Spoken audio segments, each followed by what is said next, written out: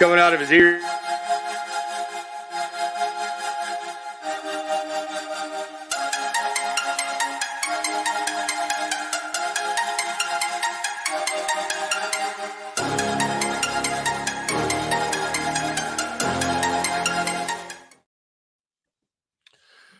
Good evening, ladies and gentlemen. I hope everybody's been enjoying the show so far.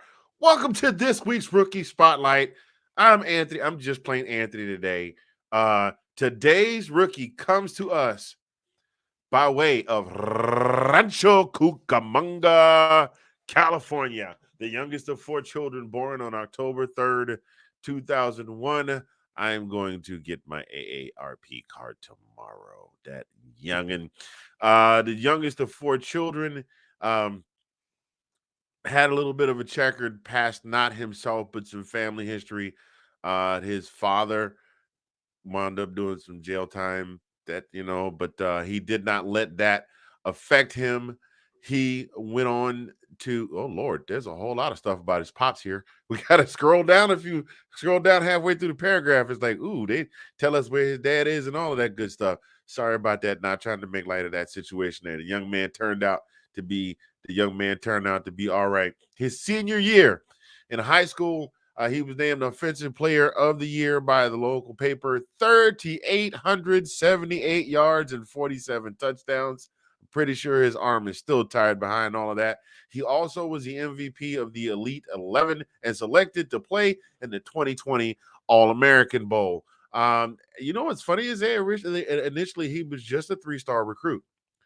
Just 3 stars, a whole 3 stars. Now, if you're a Michelin restaurant, that's very good. So that's what we're going to go with, is that rating.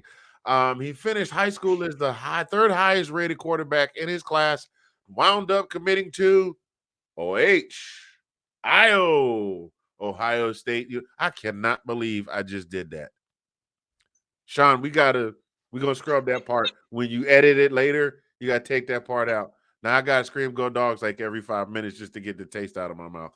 Anyway, he is also one of his draft class brethren, Bryce Young. The two of them are actually best buds in real life. They went to rival high schools in Rancho Cucamonga. You cannot say that without rolling that R as hard as you can. Rancho Cucamonga. I'm Michael Buffet tonight. Let's get ready to rumble. That's the other guy. Alrighty, they were both selected with the first 2 picks in the 2023 draft. We're getting a little ahead of ourselves. He wound up redshirting at Ohio State University as a backup to another premier quarterback in the league who currently is interring in Chicago in one Justin Fields. He only played 1 snap in all of 2020, and he scored a 48-yard rushing touchdown. He was named the starting quarterback after Fields' departure to the NFL draft. He was chosen over Kyle McCord. Oh, wow. Kyle McCord and Quinn Ewers. Both names we should recognize at this point. I believe Kyle McCord, now the starting quarterback at Ohio State. Quinn Ewers in Texas. Don't mess with Texas. He wound up starting every game for the Buckeyes from that point moving forward. He was named the Big Ten quarterback of the year, yada, yada, yada. This kid had an absolutely phenomenal career. Let's just put it like that. He had an absolutely phenomenal career at Ohio State. He wound up finishing with a 21-4 record as a starter with 8,123 passing yards, totaling 102 rushing yards and a touchdown. But that's one of the things that I like about him, honestly, is, I'm not knocking the quarterback that can run. But that's the thing that a lot of the colleges are like, this kid can run and he can pass. He is more of a pocket passer, and he's a very good pocket passer. As Mr. OG Triple OG, Mr. Producer Man just put in the comment section, were it not for the sake of a field goal, he would be a national champion right now, as we're sitting here talking. A very good quarterback. Let's see. So he was picked with the 2nd overall pick in this past spring's draft from the Houston Texans. And since then has gone on to amass a 5-4 record. Okay, now those of you listening right now going 5-4, that's it. They're playing 9 weeks. He's so good, he should be like 8-1 or 9-0 or 7-2. Hell, I'll even take 6-3.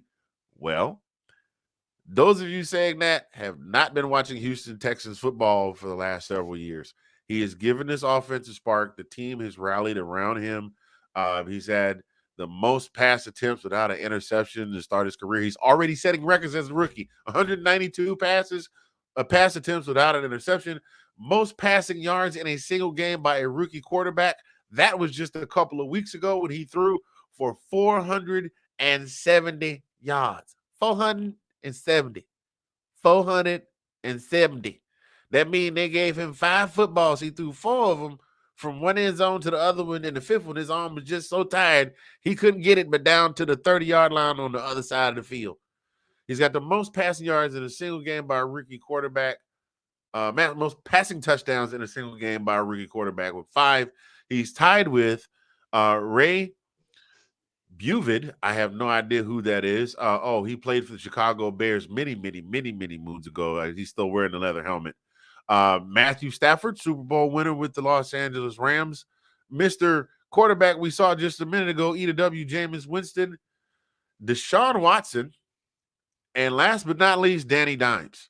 And he's had the most games so far with at least 300 passing yards by a rookie with 3, tied with Killer Cam and Andrew Luck.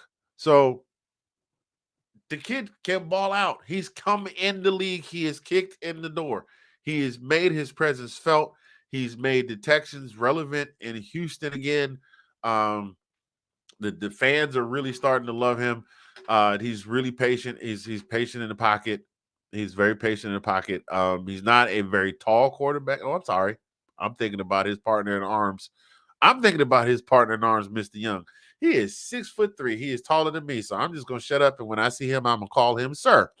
But patient in the pocket, accurate. He's a really and he's the thing about it is you can see him having fun on the sideline with his teammates. But on the inside, you can tell that he's got he's very humble about, he's not rubbing it in your face or that kind of. Y'all get what I'm talking about. He's not brash and in your face with it. He's very humble about it, and I think that in and of itself is going to that plus his skill set.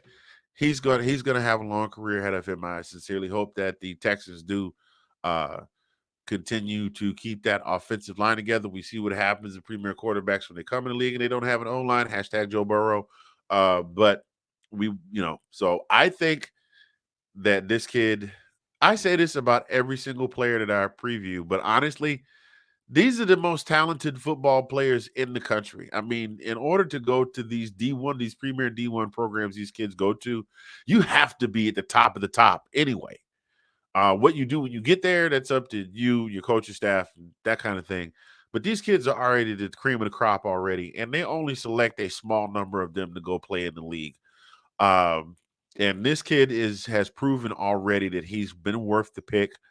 Wish him really well. I wish him I wish him a long, successful career. The feud is over. The championship game is done. That's been a little while back. The feud is over. But ladies and gentlemen, this week's Rookie of the Week, the one, the only, I'm going to look up his full government issue, Coleridge Bernard Stroud IV, a.k.a. C.J. Stroud.